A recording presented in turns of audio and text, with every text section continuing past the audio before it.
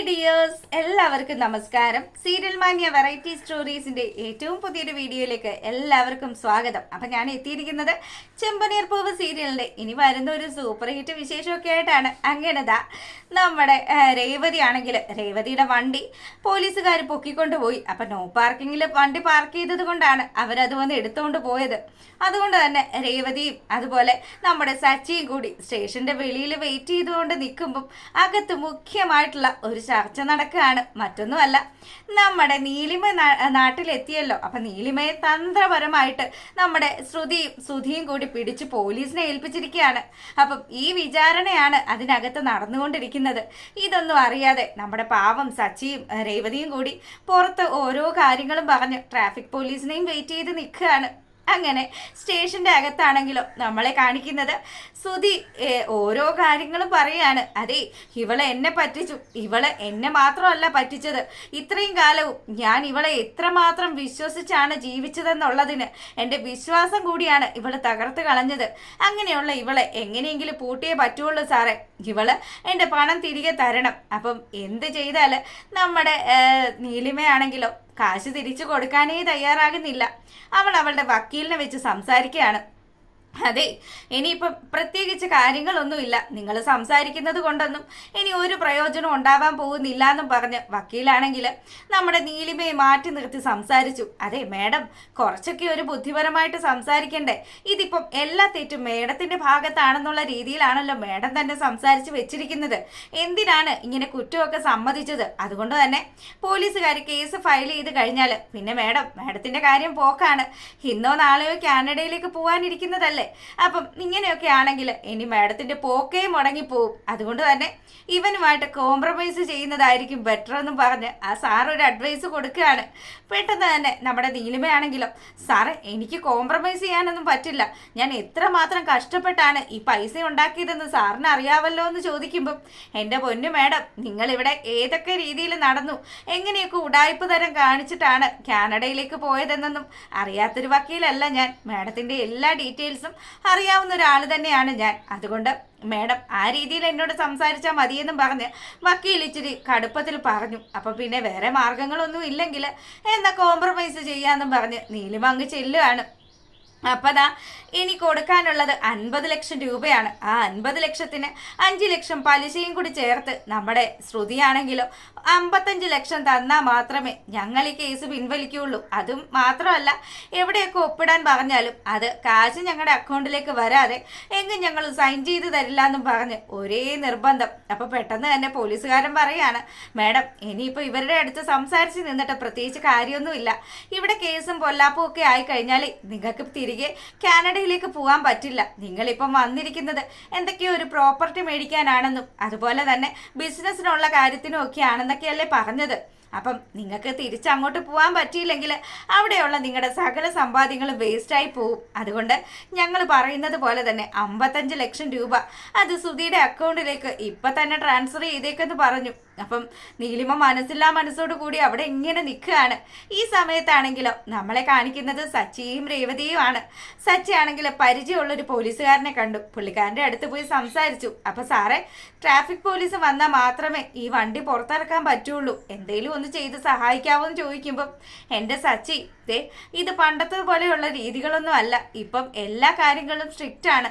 പണ്ട് ഞങ്ങൾ ഏതെങ്കിലും ഒരു പോലീസുകാർ പറഞ്ഞു കഴിഞ്ഞാൽ ഇവർ ഈ വണ്ടിയൊക്കെ വിടുമായിരുന്നു. ഇപ്പം അങ്ങനെയൊന്നും അല്ല. അതുകൊണ്ട് ഫൈൻ അടയ്ക്കണം. സാറേ, ഫൈൻ അടയ്ക്കാനൊന്നും ഞങ്ങൾക്ക് കുഴപ്പമൊന്നുമില്ല, ഫൈൻ ഞങ്ങൾ അടച്ചോളാം. സാർ ഒരു കാര്യം ചെയ്യും, ആ സാറിനെ കണ്ടൊന്ന് സംസാരിക്കുക. ആ പൂവ് മുഴുവനും ആ വണ്ടിയുടെ അകത്ത് ഇരിക്കുകയാണ്. അവളാണെങ്കിൽ ഒരേ വിഷമത്തിലുമാണ്, ആഗ്രഹിച്ച് വണ്ടി ഓടിച്ച് അങ്ങനെയൊക്കെ പൂ വിറ്റ് നടക്കുകയാണ് സാറേ. ഇനിയിപ്പം എങ്ങനെയെങ്കിലും ഈ കേസിൽ നിന്നൊന്ന് ഒഴിവാക്കി തരുമോ എന്ന് ചോദിക്കുമ്പം, എന്തായാലും നിങ്ങൾ ഇവിടെ നിൽക്ക്, അകത്ത് ഭയങ്കര ഒരു ചർച്ച നടക്കുകയാണ്, വലിയ ലക്ഷങ്ങളുടെ തട്ടിപ്പാണ് എന്നൊക്കെ പറഞ്ഞ് ആ സാർ ഇങ്ങനെ സംസാരിക്കുമ്പോഴത്തേക്കിനും എന്നാൽ ഞങ്ങൾ ഇവിടെ നിൽക്കാം. അങ്ങനെ നമ്മുടെ സച്ചിയും രേവതിയും കൂടി അവിടെ നിന്നും ഒരു കപ്പ് ചായയൊക്കെ വാങ്ങി കുടിക്കുകയാണ്. അപ്പം ഇവരിങ്ങനെ ചായയൊക്കെ കുടിച്ചുകൊണ്ട് നിൽക്കുമ്പോൾ നമ്മുടെ രേവതി ചോദിക്കുന്നുണ്ട്, ഞാൻ കാരണം നിങ്ങളുടെ ഇന്നത്തെ വണ്ടിയോട്ടമൊക്കെ പോയില്ലേ? എടി, നീ ഇപ്പം പോയാലും ഇല്ലെങ്കിലും നിന്നെ ഇങ്ങനെ ഒരു പ്രശ്നത്തിലായി നിൽക്കുമ്പോഴത്തേക്കിനും ഞാൻ എങ്ങനെയാ മനസ്സുറച്ച് വണ്ടി ഓടിക്കാൻ പോകുന്നത്? അതുകൊണ്ട് നിന്റെ വണ്ടി ഇനി തിരികെ കിട്ടിയിട്ടേ ഞാൻ ഓടാൻ പോകുന്നുള്ളൂ എന്നും പറഞ്ഞ് സച്ചി രേവതിയോട് ചായ കുടിക്കാൻ പറയാണ്. അല്ല, നിങ്ങൾക്ക് വിശക്കുന്നില്ലേ? നിങ്ങൾ എന്നാ ഒരു കാര്യം ചെയ്യ്, അടുത്ത കടയിൽ പോയി ഭക്ഷണം കഴിക്കുന്നു പറഞ്ഞ് ഇവള് നിർബന്ധിക്കുമ്പോൾ സച്ചി പറയാണ്, അതെ, ഞാൻ അടുത്ത കടയിൽ പോയി ഭക്ഷണം കഴിക്കുന്ന സമയത്ത് ഇവിടെ എങ്ങാനും SI സാറ് വന്നാലോ? അപ്പൊ പുള്ളിയെ കാണാനല്ലേ നമ്മൾ ഇവിടെ വെയിറ്റ് ചെയ്യുന്നത്. അതുകൊണ്ട് ഇനിയിപ്പൊ കഴിക്കലൊക്കെ പിന്നെ കഴിക്കാം, ഇപ്പൊ നമുക്ക് വണ്ടി തിരിച്ചു കിട്ടണമല്ലോ, അതിനുവേണ്ടി ഇവിടെ വെയിറ്റ് ചെയ്യാന്നും പറഞ്ഞ് രണ്ടുപേരും അങ്ങനെ നിൽക്കുകയാണ്. ഈ സമയം നമ്മുടെ നീലിമയാണെങ്കിൽ തോൽവി സമ്മതിച്ചു. അതുപോലെ തന്നെ ശ്രുതിയെ നേർക്ക് നേരെ ഒന്ന് നോക്കി, എന്നിട്ട് 55 ലക്ഷം രൂപ ശ്രുതി കാണിച്ചു കൊടുക്കുന്ന അക്കൗണ്ടിലേക്ക് ട്രാൻസ്ഫർ ചെയ്യാണ്. അപ്പം ഇനി നിങ്ങൾ തമ്മിലുള്ള പ്രശ്നങ്ങളൊക്കെ തീർന്നത് കൊണ്ട് ദാ ഈ പേപ്പറിൽ സൈൻ ചെയ്യുമെന്നും പറഞ്ഞ് ശ്രുതി സൈൻ ചെയ്ത് കൊടുത്തു. അതുപോലെ തന്നെ ശ്രുതിയെ സാക്ഷിയാക്കി സൈൻ ചെയ്യിച്ചു. ഇനി നീലിമ സൈൻ ചെയ്യാൻ പറഞ്ഞു. നീലിമയുടെ ഭാഗത്ത് നിന്നൊരു സാക്ഷി വേണമല്ലോ. അതുകൊണ്ട് തന്നെ വക്കീൽ ഒപ്പിടാൻ തുടങ്ങുമ്പോഴത്തേക്കിനും ആ പോലീസുകാരൻ പറഞ്ഞു, വക്കീൽ സാറേ, ഈ നാട്ടിലുള്ള ആരെങ്കിലും വേണം നീലിമയ്ക്ക് വേണ്ടി ഒപ്പിട്ട് കൊടുക്കാനെന്ന് പറഞ്ഞു. അതെ, എന്തായാലും ഞാനൊന്ന് നോക്കട്ടെ എന്നും പറഞ്ഞ് അവിടെ നിന്ന് ആ പോലീസുകാരൻ പുറത്തേക്ക് വരികയാണ്. അയാൾ വന്നതും നമ്മുടെ സച്ചിയെ കണ്ടു. സച്ചിയുടെ അടുത്ത് ചെന്നിട്ട് പറയാണ്, അതെ സച്ചി, അകത്തൊരു മേഡം വന്നിട്ടുണ്ട്, ആ മേഡത്തിന് ചെറിയൊരു പ്രോബ്ലം ഉണ്ട്, അതുകൊണ്ട് നിനക്കൊന്ന് ഹെൽപ്പ് ചെയ്യാവോ എന്ന് ചോദിക്കുമ്പോൾ, മേഡം? ഏത് മേഡം? എന്താ സാറേ പ്രശ്നം? എനിക്ക് തലവേദന പിടിക്കുന്ന വല്ലതും ആണോ എന്ന് ചോദിക്കുക. അങ്ങനെയുള്ള ഒരു പ്രശ്നം ഉണ്ടാവില്ല എന്നും പറഞ്ഞ് നമ്മുടെ നീലിമ സംസാരിക്കുകയാണ്. അല്ല മേഡം, നിങ്ങളെന്താ ഇവിടെ? അപ്പൊ നമ്മുടെ സച്ചി നീലിമയെ വണ്ടി കൊണ്ട് നടന്നതൊക്കെയാണല്ലോ, അതുകൊണ്ട് തന്നെ നീലിമയോട് ഇങ്ങനെ സംസാരിക്കുമ്പോഴത്തേക്കിനും, അതെ, എനിക്കറിയില്ലായിരുന്നു നിങ്ങളെന്താ ഇവിടെ ഈ സ്റ്റേഷനിൽ വന്നേന്ന് സച്ചി ചോദിക്കുമ്പോഴത്തേക്കിനും, അത് ചെറിയൊരു വിഷയമുണ്ട്, ഞാൻ പറഞ്ഞില്ലേ എനിക്ക് 1-2 ബിസിനസ് കാര്യങ്ങളൊക്കെ ഉണ്ടായിരുന്നെന്ന്, അതുകൊണ്ട് ആ ആവശ്യത്തിന് വേണ്ടിയിട്ടാണ് ഞാൻ വന്നത്. പിന്നെ എന്നെ ഒന്ന് ഹെൽപ്പ് ചെയ്യാവോ? ഒരു സാക്ഷിക്കോളത്തിലൊന്ന് ഒപ്പിട്ടാൽ മതി. സാറേ, ഇതെന്തെങ്കിലും ഒരു പ്രശ്നമാകുമോ എന്ന് ചോദിച്ച് സച്ചി പേടിച്ച് ആ കോളത്തിൽ അങ്ങ് ഒപ്പിട്ടു. അങ്ങനെ അവരുടെ ആ ഒരു കാര്യം അവിടെ കോംപ്രമൈസ് ആയി. നമ്മുടെ നീലിമയും അതുപോലെ തന്നെ ശ്രുതിയും കൂടി നേർക്ക് നേർ നിന്ന് വീണ്ടും ഭീഷണി മുഴക്കാണ്. ഈ കാശ് ഇപ്പൊ ഞാൻ നിങ്ങൾക്ക് തന്നല്ലോ, ഈ കാശ് നിങ്ങൾക്ക് ഒതകാതെ പോട്ടെ എന്ന് പറഞ്ഞ് ഇവളിങ്ങനെ സംസാരിച്ചു. പെട്ടെന്ന് തന്നെ നമ്മുടെ ശ്രുതി പറയുന്നുണ്ട്, നീ ഈ കാശ് എങ്ങനെയാണ് ഉണ്ടാക്കിയത്?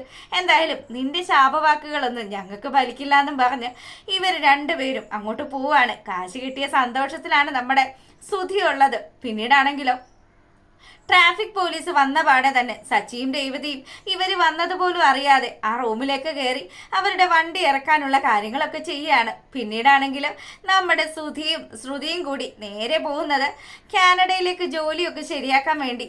ശ്രുതി ഒരു സ്ഥലത്ത് പോയി കുറച്ച് പൈസയൊക്കെ കൊടുക്കാമെന്ന് പറഞ്ഞിട്ടുണ്ടായിരുന്നു. അപ്പം അവിടെ ചെന്ന് 14 ലക്ഷം രൂപ ഇപ്പം ഞാൻ ഓൺലൈനായിട്ട് ട്രാൻസ്ഫർ ചെയ്യാൻ സാറിന് അത് മതിയോ എന്ന് ചോദിക്കുമ്പോഴത്തേക്കിനും, അതെ, നിങ്ങൾക്ക് നല്ലൊരു പോസ്റ്റ് തന്നെയായിരുന്നു കിട്ടിയിരുന്നത്, പക്ഷേ ഇപ്പം ആ പോസ്റ്റിൽ വേറൊരാൾ നിയമിതനായി, അയാൾ കാനഡയിലേക്ക് പറക്കുകയും ചെയ്തു. ഇനിയിപ്പം ഇതുപോലെയുള്ള ഒരു ഓഫർ വരുമെന്ന് എനിക്കറിയില്ല. അതുമാത്രമല്ലല്ലോ, നിങ്ങൾക്ക് കാനഡയിലേക്ക് പോകാനുള്ള പ്രായവും കഴിഞ്ഞു. ഇനി എന്തായാലും നിങ്ങൾ മറ്റേതെങ്കിലും ഒരു രാജ്യം അത് സെലക്ട് ചെയ്തിട്ട് അങ്ങോട്ടേക്ക് പോകാൻ ട്രൈ ചെയ്യുമെന്ന് പറഞ്ഞ് നമ്മുടെ ശ്രുതിയോട് അയാൾ സംസാരിക്കുമ്പോൾ ശ്രുതിക്ക് വലിയ നിരാശയൊക്കെ ആയി. ശ്രുതി സങ്കടപ്പെട്ട് അവിടെ ഇങ്ങനെ ഇരിക്കുകയാണ്. സാരയില്ലെന്നും പറഞ്ഞ് ശ്രുതി അവനെ കൂട്ടി അതാ ഒരു റെസ്റ്റോറൻറ്റിലേക്ക് പോയി. അവിടെ ഇരുന്ന് ഇങ്ങനെ സംസാരിക്കുകയാണ്. അതെ, നീ എന്തിനാ വിഷമിക്കുന്നത്? നമുക്ക് ബിസിനസ് ചെയ്യാനുള്ള പൈസ ഇപ്പം നമ്മുടെ കയ്യിൽ കിട്ടിയല്ലോ. നീ എന്താ ശ്രുതി പറയുന്നത്? ഈ കാശ് നാഴികക്ക് 40 വട്ടം ഞാൻ അച്ഛനെ പറ്റിച്ചു എന്നും പറഞ്ഞ് സച്ചി പറഞ്ഞു നടക്കുന്നത് നീ കേൾക്കുന്നതല്ലേ? അപ്പം എത്രയും പെട്ടെന്ന് തന്നെ ഈ കാശ് അവന് കൊടുക്കണം, അല്ലെങ്കിൽ ശരിയാവില്ല എന്നും പറഞ്ഞ് ശ്രുതി ഇങ്ങനെ സംസാരിക്കുമ്പോഴത്തേക്കിനും, എൻ്റെ പൊന്നോ, ഞാനൊരു കാര്യം ചോദിച്ചോട്ടെ, നിങ്ങൾ ഈ പറയുന്ന ഡിഗ്രിയൊക്കെ അതൊക്കെ നിങ്ങൾ പഠിച്ചിട്ട് തന്നെ കിട്ടിയതാണോ? അല്ലാതെ കാശ് കൊടുത്ത് വാങ്ങിച്ചതൊന്നും അല്ലല്ലോ.